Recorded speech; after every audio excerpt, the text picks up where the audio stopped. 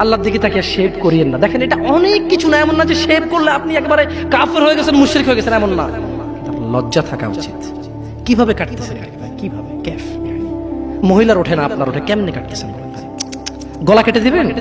কাটবেন না কেন? এটা হারাম। এটা কাটাও তো হারাম। শুকর খাওয়া কি হারাম? এই যুবক তুমি দাঁড়াও, সবাই লক্ষ্য করবেন না, ওকে কেউ ভিডিও করিও না, পরে লজ্জা পাবে ইন্টারনেট আসলে। তোমাকে এখন শুকরের মাংস দেবো, খাবা? কেন খাবা না? জোরে বলো। আপনি শুকরের মাংস খাবেন? আপনি কুকুরের মাংস খাবেন? কেন খাবেন না? কেন? কেমন হারাম? শুকরের মাংস খাওয়া কি হারাম? এই এখানে তেলারা ভেবে বলছি না, কেউ কি রাজি হবে তার বোনের সাথে জানা করতে? কেন? কেন? কেন? কেন? তো নামাজ না পড়া কি?